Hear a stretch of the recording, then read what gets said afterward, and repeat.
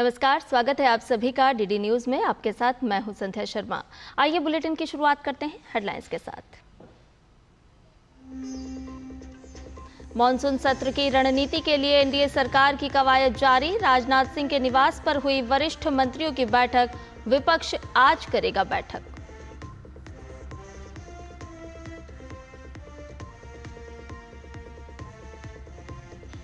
चुनाव आयोग ने बिहार में मतदाता सूची पुनरीक्षण के तहत 95% मतदाताओं को किया कवर। पुनरीक्षण के काम में 6 दिन बाकी।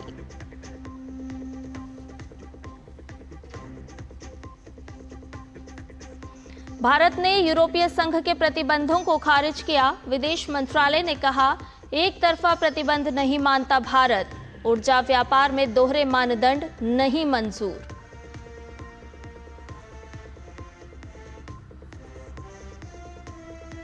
संघर्षग्रस्त ब्रूज इलाके में इजरायल और सीरिया युद्ध रोकने के लिए तैयार। अमेरिका ने की संघर्ष विराम की घोषणा। इजरायल ने स्वादा में सीरियाई सेना को दी सीमित पहुंच।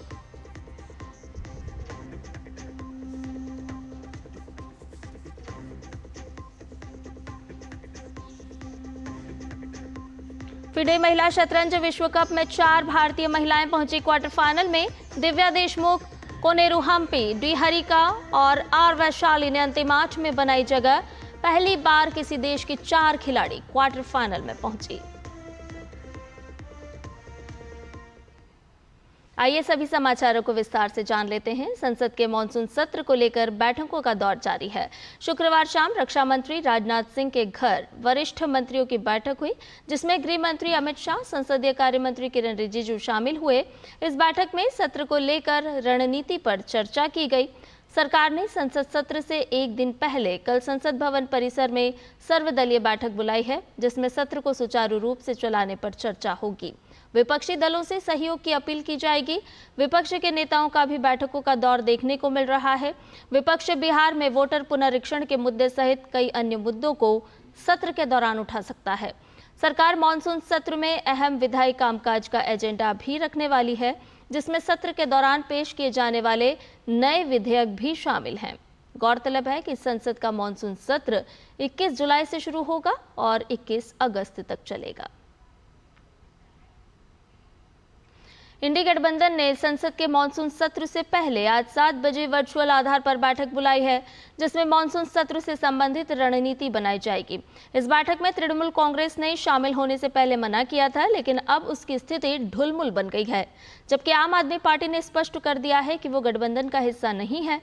हालांकि कुछ खबरों में कहा जा रहा है कि तृणमूल कांग्रेस ने अपनी रणनीति में बदलाव करते हुए इस बैठक में शामिल होने का मन बना लिया है। कैश कांड में फंसे जस्टिस यशवंत वर्मा के खिलाफ महाभियोग का रास्ता साफ हो गया है। संसदीय कार्य मंत्री किरेन रिजिजू ने कहा है कि न्यायमूर्ति यशवंत वर्मा पर महाभियोग के मुद्दे पर सभी राजनीतिक दल एक मत हैं। न्यायमूर्ति वर्मा के नई दिल्ली आवास से भारी मात्रा में नकदी बरामद हुई थी। रिजिजू ने एक समाचार एजेंसी को दिए साक्षात्कार में ये बात कही। उन्होंने कहा कि न्यायपालिका में भ्रष्टाचार अत्यंत संवेदनशील और गंभीर मामला है। उधर उच्च न्यायालय के वर्तमान न्यायाधीश न्यायमूर्ति यशवंत वर्मा ने नकदी बरामदगी मामले में 3 सदस्यीय आंतरिक जांच समिति की रिपोर्ट को सर्वोच्च न्यायालय में चुनौती दी है।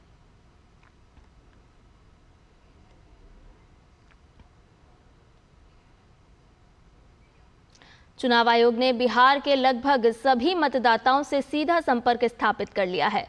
विशेष गहन पुनरीक्षण कार्य के तहत 94.68% मतदाता शामिल कर लिए गए हैं, जबकि अभी 6 दिन शेष बचे हैं।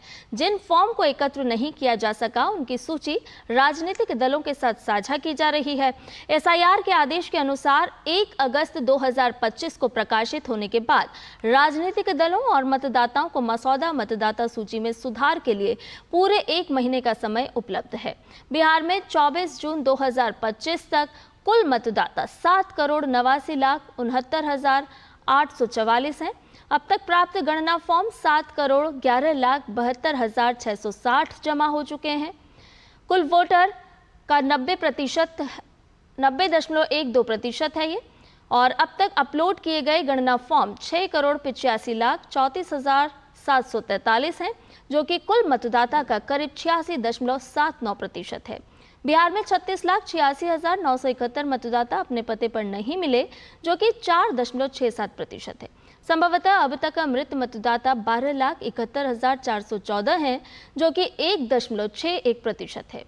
इसके साथ ही संभवतः स्थायी रूप से स्थानांतरित मतदाता अब तक 18,16,306 हैं, जो कि 2.3% है। और अब तक पहचाने गए एक से अधिक स्थानों पर नामांकित मतदाता 5,92,273 हैं, जो कि 0.75% है। वहीं अब तक विशेष गहन पुनरीक्षण के कार्य के बाद 41,10,213 शेष गणना प्रपत्र प्राप्त होने हैं, यानी मात्र 5.2% मतदाता ही फॉर्म भरने के लिए शेष हैं। जबकि विशेष गहन पुनरीक्षण के तहत कुल 7,48,59,631 मतदाता शामिल कर लिए गए हैं, जो कि 24 जून 2025 को घोषित किए गए मतदाताओं का 94.68% है। भारत ने यूरोपीय संघ द्वारा लगाए गए प्रतिबंध को खारिज कर दिया है। भारत का कहना है कि ऊर्जा व्यापार के मामले में यूरोपीय संघ दोहरे मानदंड अपना रहा है। विदेश मंत्रालय प्रवक्ता रणधीर जायसवाल ने इस बारे में एक बयान जारी कर यूरोप को इस तरह के प्रतिबंध से बचने की सलाह दी है। रणधीर जायसवाल ने कहा है कि हमने यूरोपीय संघ द्वारा घोषित नवीनतम प्रतिबंधों को संज्ञान में लिया है। भारत किसी भी एक तरफा प्रतिबंधों का समर्थन नहीं करता है। भारत एक जिम्मेदार देश है और अपने वैधानिक दायित्वों का पूरी तरह से पालन करता है। भारत सरकार ऊर्जा सुरक्षा को अत्यंत महत्वपूर्ण मानती है। यह हमारे नागरिकों की बुनियादी आवश्यकताओं से जुड़ा है। भारत का मानना है कि ऊर्जा व्यापार के मामलों में दोहरे मापदंड नहीं अपनाए जाने चाहिए। यूरोपीय यूनियन द्वारा रूस के खिलाफ लगाए गए नवीनतम प्रतिबंधों में रूसी क्रूड ऑयल की ट्रेडिंग में शामिल एक भारतीय रिफाइनरी को भी निशाना बनाया गया है, जिसमें रूस के रोसनेफ्ट की हिस्सेदारी है। प्रतिबंधों के तहत इस रिफाइनरी पर आर्थिक प्रतिबंध, संपत्ति जब्ती और व्यापारिक सेवाओं की रोक जैसे उपाय लगाए गए हैं। और दिल्ली के राष्ट्रीय सुरक्षा गार्ड्स यानी कि एनएसजी ने आतंकवादी हमलों से निपटने की तैयारी के तहत मॉक ड्रिल का आयोजन किया। द क्लैरिट्स होटल सहित 10 जगहों पर चली इस ड्रिल का उद्देश्य सुरक्षा एजेंसियों के बीच समन्वय और त्वरित प्रतिक्रिया सुनिश्चित करना है।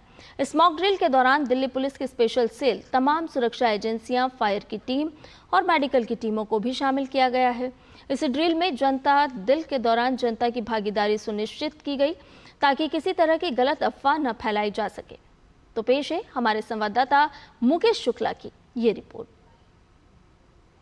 दिल्ली में किसी भी आपातकालीन स्थिति से निपटने के लिए, साथ ही साथ आतंकवादी गतिविधियों से निपटने के लिए एनएसजी, दिल्ली पुलिस की स्पेशल सेल और तमाम सुरक्षा एजेंसियों के बीच एक मॉक ड्रिल चलाई जा रही है। अभी तक 10 से ज़्यादा जगहों पर यह मॉक ड्रिल हो चुकी है। यहाँ पर होटल क्लैरिट्स है जहाँ पर मॉक ड्रिल का आयोजन हुआ और इसमें आपने देखा होगा कि आसमान से लेकर ज़मीन तक जो थे वो तमाम जो एनएसजी के कमांडो थे वो थे यहाँ पर मौजूद और उन्होंने भी मॉक ड्रिल को यहाँ पर किया। और साथ ही साथ दिल्ली पुलिस की यूनिट रही, तमाम एजेंसियां रही, मेडिकल यूनिट भी यहाँ पर इस्टेब्लिश रही। साथ ही साथ यहाँ पर एक हॉक कॉल्स भी कराई गई। उसके दौरान जो है वहाँ पर पब्लिक का भी समर्थन देखने को मिला। इसी तरह से आईएसबीटी, हौज खास, द्वारका और तमाम इलाकों में, दिल्ली के ऐसे विभिन्न इलाकों में, भीड़ भाड़ वाले इलाकों में जाकर के ये मॉक ड्रिल आयोजित की गई। कहीं रात में की गई तो कहीं दिन के उजाले में की गई। इस मॉक ड्रिल का मकसद है कि दिल्ली की सुरक्षा को चाक चौबंद करना। साथ ही साथ आगामी दिनों में मॉनसून सेशन है पार्लियामेंट में और उसके बाद 15 अगस्त की तैयारियां जो जोर शोर से चल रही हैं, उसके लिए भी ये मॉक ड्रिल सुनिश्चित की गई। यानी किसी भी तरह की आतंकवादी गतिविधि से निपटने के लिए तमाम एजेंसियां किस तरह से अलर्ट हैं, इसका जो है वो जायज़ा लेने की कोशिश की गई।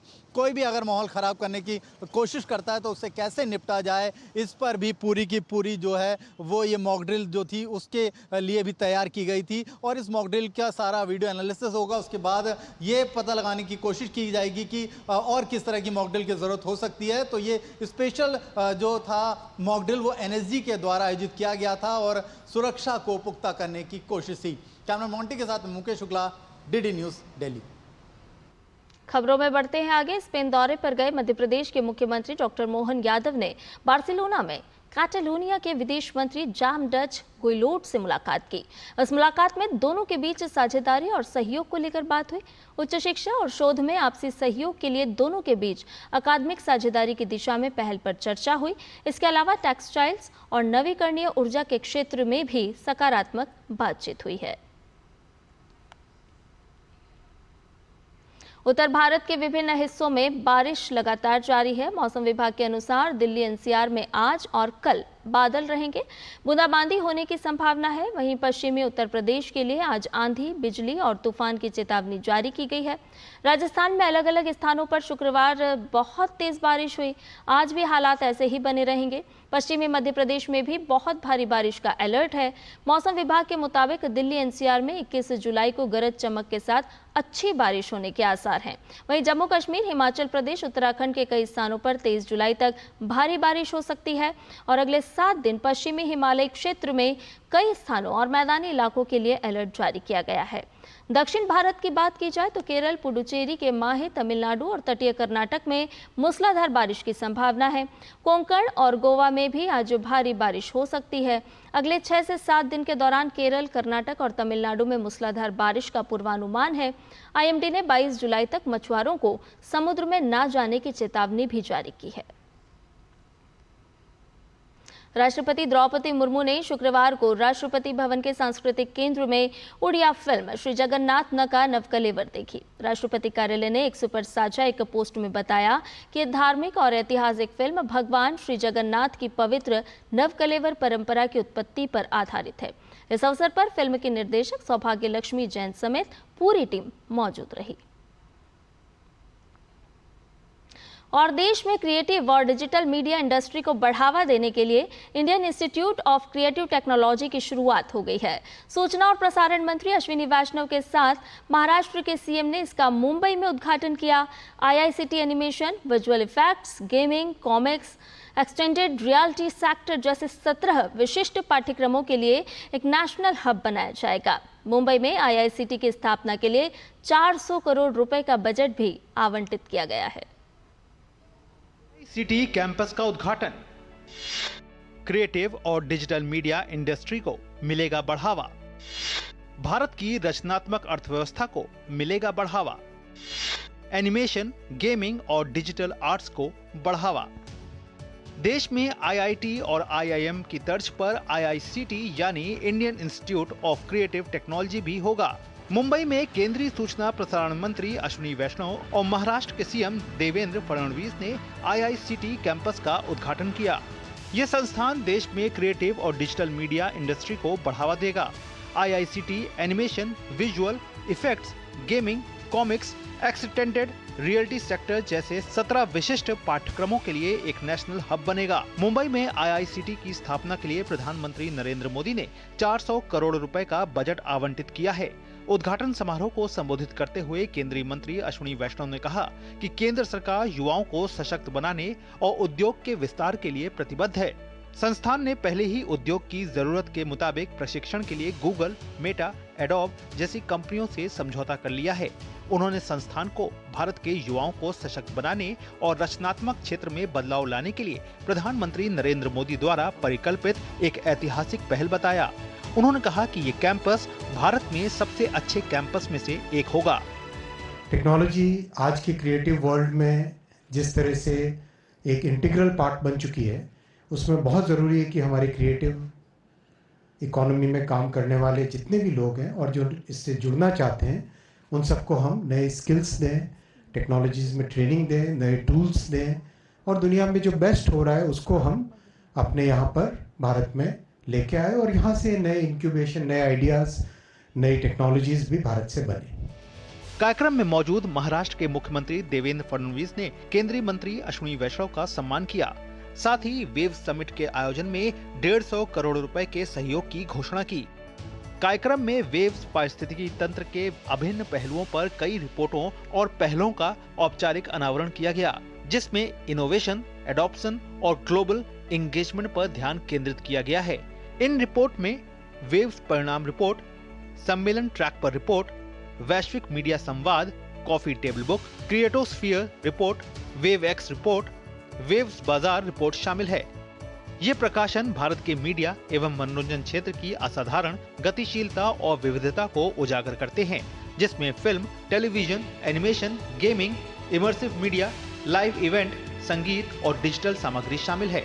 इस अवसर पर प्रसार भारती और महाराष्ट्र सरकार के बीच महाराष्ट्र फिल्म, रंगमंच एवं सांस्कृतिक विकास निगम लिमिटेड के माध्यम से एक समझौता ज्ञापन पर भी हस्ताक्षर किए गए। ब्यूरो इनपुट के साथ शिशिर सेलार की रिपोर्ट, डीडी न्यूज। और वहीं प्रसार भारती के डिजिटल प्लेटफॉर्म विव्स OTT पर सामाजिक रूढ़ियों को तोड़ती फिल्म डेला बेला बदलेगी कहानी का प्रीमियर किया गया। इस फीचर फिल्म के निर्देशक नीलेश जैन और उनकी टीम की मेहनत को दर्शकों की बेहद सकारात्मक और भावुक प्रतिक्रिया मिल रही है। नई दिल्ली स्थित आकाशवाणी भवन में एक भव्य प्रीमियर के दौरान प्रसार भारती ने फीचर फिल्म डेला बेला बदलेगी कहानी को अपने digital streaming platform webs OTT पर लॉन्च किया। इस बेहद खास आयोजन में मीडिया, राजनीति और रचनात्मक क्षेत्रों से जुड़ी कई प्रतिष्ठित हस्तियों ने शिरकत की। आयोजन में प्रसार भारती के चेयरमैन नवनीत कुमार सहगल शामिल हुए। इस विशेष प्रीमियर में फिल्म के निर्देशक नीलेश जैन भी मौजूद रहे। हर परिवार में जहाँ ये बच्चियाँ हैं, जहाँ लड़कियाँ हैं, उस परिवार की कहानी है। किस प्रकार हमारी जो महिलाएं हैं, किस प्रकार हमारी जो लड़कियाँ हैं, वो कैसे अपने आप को आगे ला रही हैं, कैसे समाज के, देश के हर गतिविधि में वो हिस्सा बढ़ चढ़ कर ले रहे हैं, पढ़ने में कैसे आगे आ रही हैं, व्यापार में कैसे आगे आ रही हैं। तो उनका जो एक सशक्तिकरण है, महिला सशक्तिकरण का, वो एक संदेश ये फिल्म दे रही है। और इस फिल्म के माध्यम से जो है, इस फिल्म में हर परिवार अपने आप को रिलेट करेगा, हर परिवार को अपना एक अपना तो महसूस होगा। ये हमारा सबका प्रयास है कि एक साफ सुथरा, अच्छा, पारिवारिक, रुचिकर मनोरंजन हम वेब्स OTT के माध्यम से आम जन तक पहुंचे। डेला बेला सिर्फ एक फिल्म नहीं है, ये अगली पीढ़ी की पहचान, लैंगिक भूमिकाओं और व्यक्तिगत सशक्तिकरण के प्रति नजरिए को बदलने की दिशा में एक साहसिक कदम है। फिल्म की जो कहानी है वो बहुत सिंपल कहानी है। कहानी क्या है, अभी जब आप देखना शुरू करेंगे तो आपको थोड़ी देर बाद ये लगने लगेगा कि ये कोई कहानी कही नहीं गई है। और ये बात समस्या के रूप में भी सामने हो सकती है कि ऑडियंस देखना शुरू करता है क्योंकि इसमें कोई कहानी नजर नहीं आ रही है। इसीलिए उसमें मोनोलॉग डाला गया है जो बताता है कि बदलेगी कहानी, ये देश को बदलने की कहानी है। मैं कहता हूँ कि अगर कॉन्टेंट गाँव गली में बनने लगे तो हिंदुस्तान के अंदर जो अनयूज्ड टैलेंट बड़ा है वो अरबों खरबों के रुपए कॉन्टेंट में बदल जाएगा। डेला बेला बदलेगी कहानी का प्रसारण DD नेशनल पर भी किया जाएगा, जिससे ये फिल्म करोड़ों दर्शकों तक पहुंचेगी। दिल्ली से सुयश शर्मा के साथ ब्यूरो रिपोर्ट, DD न्यूज। प्रधानमंत्री नरेंद्र मोदी अप्रैल 2025 में अपने 3 दिवसीय श्रीलंका दौरे के दौरान अनुराधापुरा गए। वहां पर PM मोदी ने जय श्री महाबोधि मंदिर में प्रार्थना की और मंदिर में बौद्ध भिक्षु से आशीर्वाद भी लिया। अनुराधापुरा एक बौद्ध तीर्थ शहर और वर्ल्ड हेरिटेज प्रॉपर्टी है। इस वर्ष अप्रैल में प्रधानमंत्री नरेंद्र मोदी श्रीलंका के अनुराधापुरा में बौद्ध धर्म के सबसे पवित्र प्रतीकों में से एक जय श्री महाबोधि के समक्ष उपस्थित हुए। भारत के बोध गया के मूल बोधि वृक्ष के एक पौधे से उगाया गया ये वृक्ष 2200 वर्षों से भी अधिक समय से भारत और श्रीलंका के बीच एक जीवंत सेतु के रूप में खड़ा है। दिन प्रतिदिन, वर्ष दर वर्ष स्थानीय ग्रामीण इसकी सावधानी पूर्वक देखभाल करते हैं, शांत, अदृश्य और अपनी भक्ति में अडिग। लेकिन कुछ ही लोग जानते हैं कि ये ग्रामीण साधारण रखवाले नहीं हैं। वे उस वंश से संबंधित हैं जिसे बोधि वृक्ष की सुरक्षा का दायित्व तब से सौंपा गया था जब से उसने यहाँ जड़ें जमाई थीं। सन 236 ईसा पूर्व में सम्राट अशोक की पुत्री संघमित्ता महातेरी एक पवित्र पौधा लेकर श्रीलंका पहुंची। उनके साथ भिक्षुणियां, राजकुमार और कुशल कारीगर भी आए थे, जिन्हें उस वृक्ष और उसके अनुष्ठानों की सुरक्षा का दायित्व सौंपा गया था। उनमें से कई अनुराधापुरा के पास विहार बुलंकुलामा, मेदवचिया और कलंचिया जैसे गांवों में बस गए। हाल ही में श्रीलंका में भारत के उच्चायुक्त संतोष झा ने ऐसे ही एक गांव विहार कलंचिया का दौरा किया, जहां उन्होंने महादुरया और उन 9 गांवों के प्रधानों के साथ मुलाकात की। बिहार से आए उच्चायुक्त संतोष झा के लिए ये पारिवारिक संबंधों के नवीकरण जैसा था। ऐतिहासिक अभिलेखों के अनुसार ये पवित्र वृक्ष 2367 वर्ष पहले श्रीलंका लाया गया था और इसके अगले 2499 वर्षों तक फलने फूलने की उम्मीद है। इस पूरे समय में मेरी पीढ़ी पवित्र वृक्ष की रक्षा के लिए प्रतिबद्ध रही है और इसके रखरखाव को अपने जीवन से ऊपर रखती है, खासकर इसकी उम्र को देखते हुए। 2367 वर्ष पहले जिस दिन से इसे भारत से लाया गया था और लगाया गया था और आने वाले 2499 वर्षों तक हम इस पवित्र वृक्ष की रक्षा के लिए अपनी अटूट प्रतिबद्धता की प्रतिज्ञा करते हैं। उनकी कहानी जो किताबों के माध्यम से नहीं बल्कि भक्ति के माध्यम से आगे बढ़ी है, राजा देवनम पियतिस्सा के शाही आदेश की प्रतिध्वनि करती है, जिन्होंने अरहत महिंदा की सलाह पर इन्हीं परिवारों को बोधि वृक्ष की रक्षा का पवित्र कार्य सौंपा था। जो एक शाही मिशन के रूप में शुरू हुआ था, वह अब चुपचाप एक पीढ़ीगत व्रत में बदल गया है, जिसे जयश्री महाबोधि मंदिर में रोजाना जिया जाता है। संघमित्ता महातेरी के पदचिन्हों से लेकर प्रधानमंत्री नरेंद्र मोदी की प्रार्थनाओं तक बोधि वृक्ष की कहानी न केवल पत्तों और मिट्टी में लिखी है, बल्कि आज भी उन लोगों के जीवित हाथों में है जो इसकी देखभाल करते हैं। ये भक्ति की एक विरासत है जो विरासत में निहित है और सीमाओं के पार तक पहुंचती है। दूरदर्शन समाचार के लिए कोलंबो से मैं अहमद मोइन फारूकी। बुलेटिन में खबरें भी और भी, लेकिन फिलहाल रुक रहे एक छोटे से ब्रेक के लिए जल्द हाजिर होंगे। डॉक्टर दादू, हाँ? ये प्रीमियम क्या होता है? बेटा, प्रीमियम मतलब समझ लो पेट्रोल। जब तक कार में पेट्रोल है तब तक कार चलेगी, पेट्रोल खत्म कार स्टॉप। पर पापा, इस बार पेट्रोल खत्म होने पर भी कार चलती रहेगी। वो कैसे? LIC के जीवन लाभ में प्रीमियम पेमेंट हो जाए स्टॉप, पर पॉलिसी के फायदे चलते रहते हैं। मतलब अब लाइफ की गाड़ी चलेगी नॉन स्टॉप। LIC हर पल आपके साथ। जो लक्ष्य चुना था समझ आने लगा है। GLA यूनिवर्सिटी, उच्च लक्ष्य की निश्चित प्राप्ति। ब्रेक के बाद समाचार में आपका एक बार फिर से स्वागत है। खबरों में बढ़ते हैं आगे। इजराइल और सीरिया के बीच जारी संघर्ष खत्म हो गया है। ये बड़ी कूटनीतिक सफलता अमेरिका की सक्रिय मध्यस्थता और तुर्की जॉर्डन जैसे पड़ोसी देशों के समर्थन से संभव हो पाई है।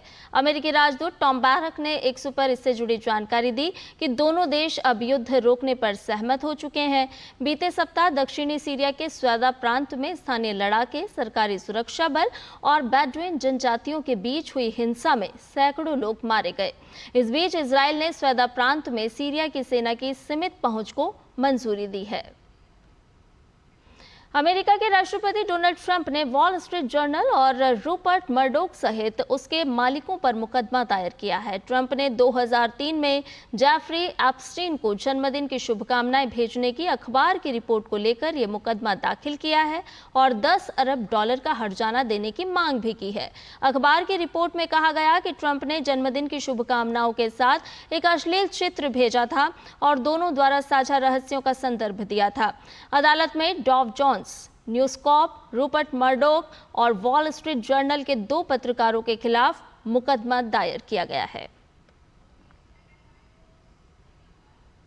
4 भारतीय महिलाओं ने FIDE महिला शतरंज विश्व कप के क्वार्टर फाइनल में स्थान बना लिया है। भारत की दिव्या देशमुख, कोनेरू हम्पी, हरिका द्रोणावल्ली और R वैशाली अंतिम 8 में जगह बनाने में कामयाब रहीं। भारत पहला देश बन गया है जिसकी 4 खिलाड़ी प्रतियोगिता के क्वार्टर फाइनल में पहुंची हैं। क्वार्टर फाइनल में भारत की 4, चीन की 3 और जॉर्जिया की 1 खिलाड़ी पहुंची है। प्री क्वार्टर फाइनल में दिव्या देशमुख ने चीन की दूसरी वरीयता प्राप्त खिलाड़ी जू को टाई ब्रेक में मात दी। डी हरिका ने एक कड़े मुकाबले में रूस की कैटरीना को हराया। ऑल इंडियन क्वार्टर फाइनल में हरिका और दिव्या आमने सामने होंगी। वहीं अनुभवी कोनेरू हम्पी ने स्विट्जरलैंड की अलेक्जेंड्रा को हराया। क्वार्टर फाइनल में हम्पी का सामना चीन की सोंग से होगा। वहीं R वैशाली ने कजाकिस्तान की कमाली देनोवा को मात दी। क्वार्टर फाइनल में वैशाली का सामना चीन की टान जोगी से होगा।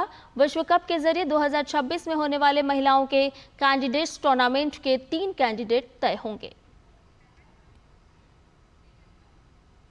इधर भारत और इंग्लैंड की महिला क्रिकेट टीम के बीच खेली जा रही वनडे सीरीज का दूसरा मैच आज लॉर्ड्स में खेला जाएगा। इससे पहले साउथहैम्पटन में खेले गए सीरीज के पहले वनडे में भारतीय टीम ने 4 विकेट से जीत दर्ज की थी।